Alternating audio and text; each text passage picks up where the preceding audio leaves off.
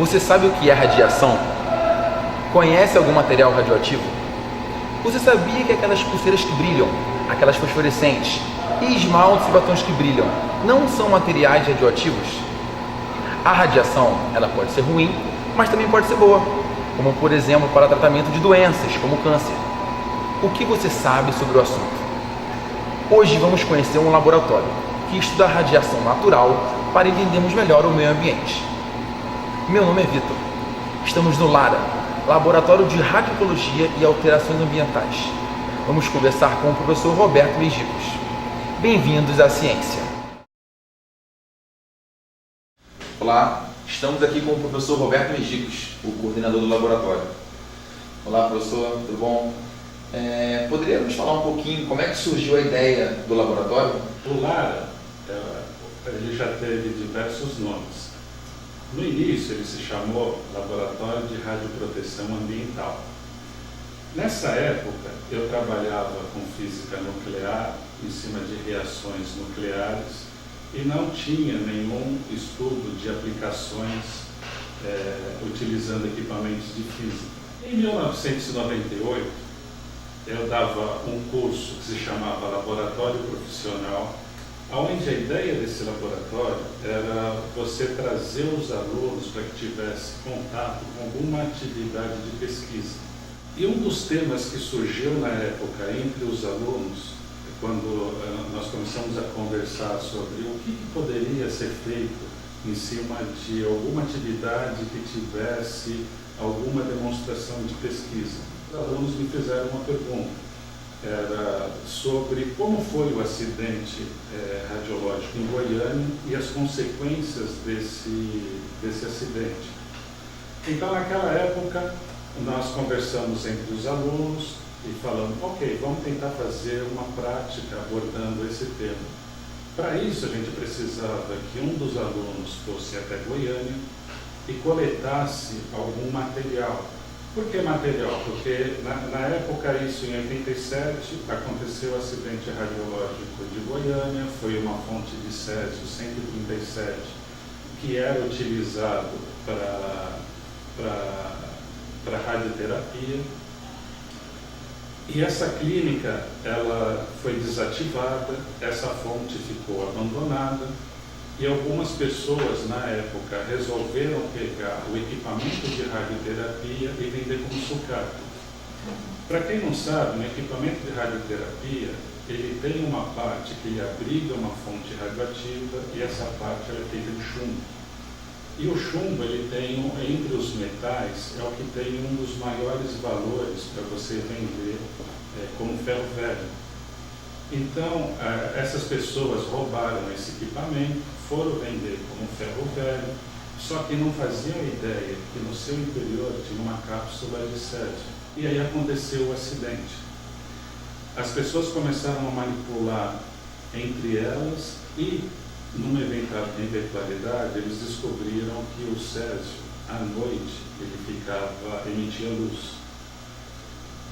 E com isso, o que eles fizeram? Eles começaram a passar entre os amigos, entre os colegas, entre os familiares, e começaram a passar um para o outro. Eles passavam no corpo, percebiam que à noite ficava luminoso. E a maior parte desse material, então, ele foi depositado no solo. Cada vez que a pessoa manipulava, caía um pouco no solo, onde a cápsula foi rompida, essas coisas todas. E com isso, então, para você fazer um estudo, o melhor material para você utilizar seria fazer análise de solo.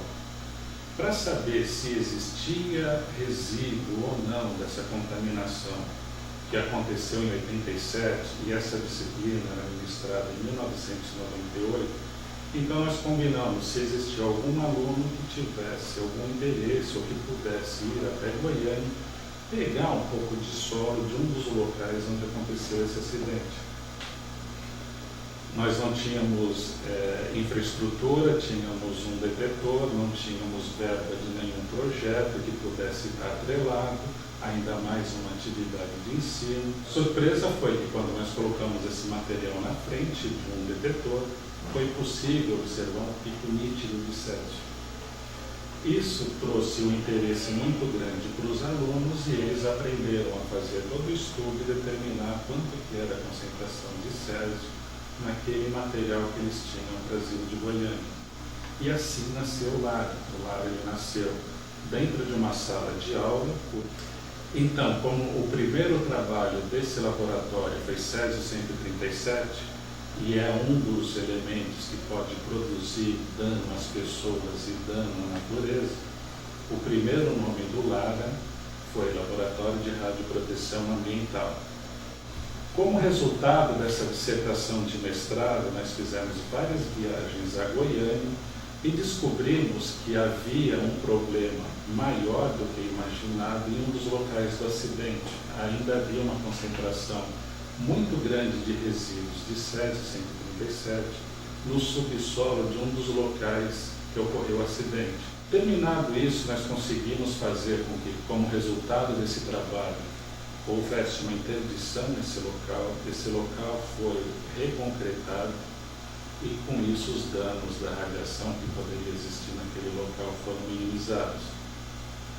O laboratório foi crescendo, foram aparecendo os novos alunos, esses alunos foram se engajando e o estudo do Lara começou a ser mais amplo. Então, depois daquele trabalho, nós começamos a utilizar materiais radioativos como traçadores de problemas ambientais. Como eu falei para vocês, num acidente o césio ele vai parar no solo, ele pode ser absorvido por plantas, essas plantas podem ser alimento de animais e entrar na cadeia alimentar do homem. Então nós começamos num primeiro estudo a fazer como que o césio entrava numa planta, ele tinha algumas singularidades ou semelhanças com nutrientes vegetais e a partir disso então o laboratório ele não tratava só de radioproteção, ele tratava de uma segunda área que se chama radioecologia.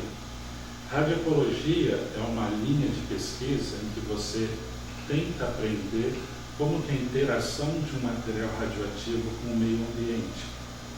Hoje, um dos temas que é muito abordado é você conseguir saber como que são as transformações ambientais frente a mudanças climáticas.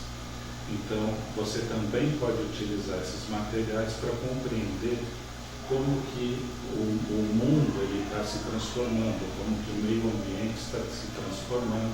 Só para vocês terem ideia, quando vocês pensam em material radioativo, vocês pensam que, em geral, as pessoas estão acostumadas de que eu tenho que entrar em contato com algum material proveniente de um acidente. Na realidade, existe material radioativo presente em todo o meio ambiente, seja de origem que a gente chama de antrópica, produzida pelo homem, seja de origem natural, que está aí presente no meio ambiente desde a formação da Terra. Então você pode utilizar esses elementos radioativos como traçadores, como rastreadores de diversos fenômenos, desde a evolução da Terra, a evolução geológica, a interferência com que ele pode fazer com o homem, e aí ele se tornou laboratório de radioecologia e alterações ambientais.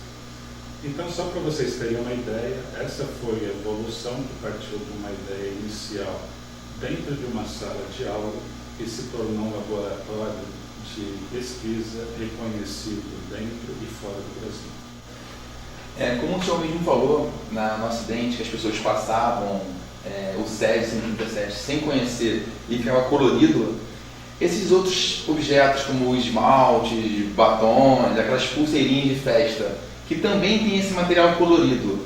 Alguém pode falar que isso é radioativo ou não é radioativo? Existem vários outros fenômenos físicos que fazem com que você emita luz.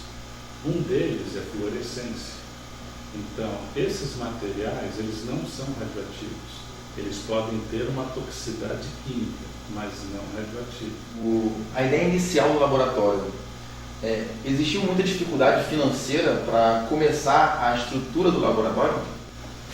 Então, no início, nós tivemos praticamente zero de recursos. Foi através de ajuda de alunos que tinham interesse de ir até Goiânia, que nós fizemos um ratatá para conseguir o dinheiro. E conforme foi passando o tempo, foi mudando a política brasileira e, ao mesmo tempo, nós conseguimos ter a possibilidade de obter mais recursos. Todo laboratório, no seu início, geralmente, você precisa mostrar que você tem uma certa capacidade para conseguir desenvolver pesquisa, e isso também vai atrair mais recursos. Por quê? Que nem eu falei, aqui dentro dessa sala existem diversos materiais radioativos, bem como está chegando sobre nós radiação cósmica. Então eu preciso de uma blindagem de chumbo, e muitas vezes os alunos pensam que eu vou guardar um material radioativo lá dentro muito intenso, por isso que eu preciso de uma blindagem de chumbo, e o que acontece é justamente o contrário. Se eu não quiser ter interferência da radiação externa que está no meio ambiente e quiser observar quanto tem de material radioativo numa amostra pequena, eu preciso isolá-la do meio ambiente. E o laboratório ele sempre cresceu com a ajuda dos alunos. Depois ele foi criando maturidade como uma criança que hoje é uma adolescente. E isso também foi aumentando as colaborações entre o trabalho que nós realizávamos com outras universidades e com outras instituições de pesquisa. Hoje, o LAR ele é reconhecido no Brasil, nós temos apoio do CNPq, temos apoio da CAPES, temos apoio da FAPERJ, bem como temos apoios de projetos internacionais. Até a própria Agência Internacional de Energia Atômica, ela apoia diversos projetos que nós realizamos dentro do nosso laboratório. É uma questão curiosa, porque as pessoas estão acostumadas que a agência internacional ela só saiba olhar para desastres. A gente só vai pensar na Agência Internacional de Energia Atômica quando ocorrer um desastre, alguma coisa. E justamente hoje ela quer mudar essa visão e mostrar que você pode utilizar um material radioativo para conhecer como que funciona o meio ambiente. E você precisa de muitos ajudantes, alunos, profissionais contratados? Como é que funciona? Quem é a mão de obra do laboratório hoje em dia? Um laboratório ideal, ele seria formado por professores, por técnicos e por pessoas sendo capacitadas, os alunos. Ainda dentro da universidade, temos dificuldade de termos aqueles técnicos que possam trabalhar dentro do laboratório. Ainda hoje, o LARA funciona desde a sua forma de como ele cresceu. Ele sempre teve a participação dos alunos enquanto eles se capacitam. Então, hoje, temos professores, nós temos alunos de doutorado, alunos fazendo dissertação de mestrado, alunos fazendo iniciação científica, bem como de tempos em tempos nós temos alunos de ensino médio fazendo estágio dentro do nosso laboratório com a ideia de despertar sua curiosidade para fazer pesquisa como sua capacitação. E hoje em dia, há alguma parceria com outras universidades, nacionais ou internacionais? Há algum projeto envolvido? Como é que funciona? O laboratório ele cresceu com a ajuda dos alunos, nós passamos por grandes dificuldades, mas com o passar do tempo o laboratório foi ganhando uma certa maturidade e isso faz com que você atraia sempre fontes de recursos, como também colaborações com outras instituições de pesquisa. Hoje nós temos colaborações com diversas universidades federais, estaduais e também fora do país. Bom, professor, muito obrigado por ter apresentado o laboratório, a história, né? Foi muito legal conhecer um pouquinho mais sobre o LARA. Eu que agradeço a oportunidade de poder estar falando um pouco para vocês e gostaria de convidar, se tiver alguma pessoa interessada, quiser conhecer o nosso laboratório, o nosso dia a dia, as portas estão abertas. Legal, muito obrigado, professor. Bom, esse aqui é Marcelo. Marcelo, você faz o que aqui? Eu sou aluno do mestrado de Biologia Marinha.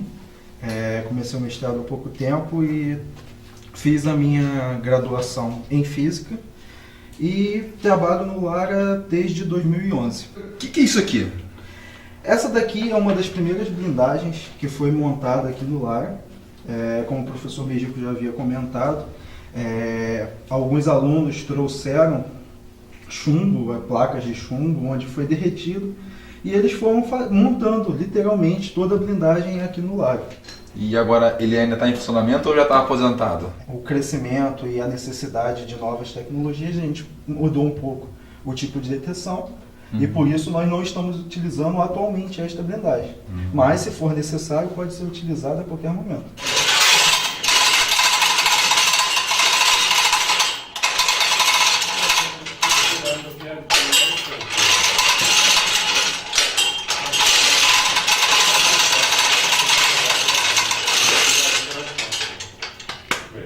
Eu sou aluno de doutorado do Lara, eu estou aqui desde 2009, desde que eu entrei na faculdade. Já fui aluno de iniciação, me formei em física, aqui em uma monografia aqui no Lara mesmo, e agora eu estou fazendo doutorado no Lara.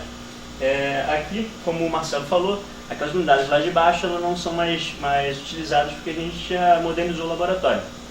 Entre as modernidades que a gente tem no laboratório novo são as blindagens novas, esse detector alfa e o rota-vapor, que será uma peça fundamental do novo laboratório que ainda está sendo montado, está construindo num outro ambiente aqui da UF. Exemplos de geometria que a gente usa de amostra, a gente processa a amostra fisicamente ou quimicamente e coloca ela em potinhos bem homogêneos, a amostra bem homogênea aqui dentro, e coloca dentro do detector para analisar.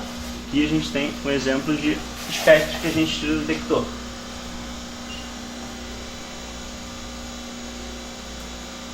Onde cada pico desse aqui é uma energia de emissão de um certo composto radioativo que há dentro da amostra. Uma hora, assim que ela é colocada no detector, as informações são armazenadas aqui para poder... Sim, já aparece online.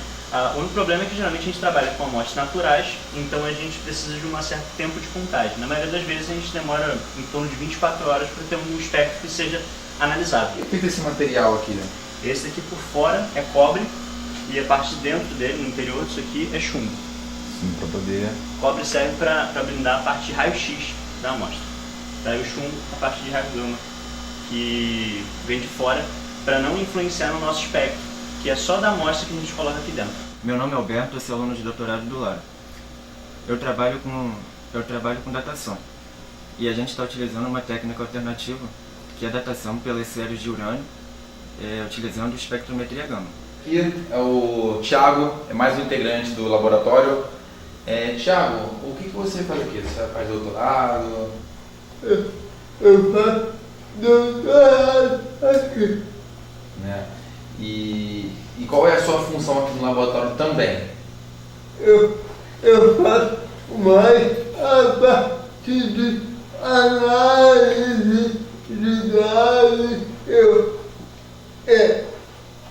Eu pego o espectro que saiu da medida feita no detector e vou analisar esse espectro. Legal. E aqui é um exemplo de um espectro onde cada pico representa cada pico representa a energia de um elemento radioativo. Às vezes, um elemento pode ter várias energias. Através desses picos, eu vou saber a quantidade daquele elemento, por exemplo, que tem na minha amostra. Show de bola. Muito obrigado por explicar o seu trabalho pra gente.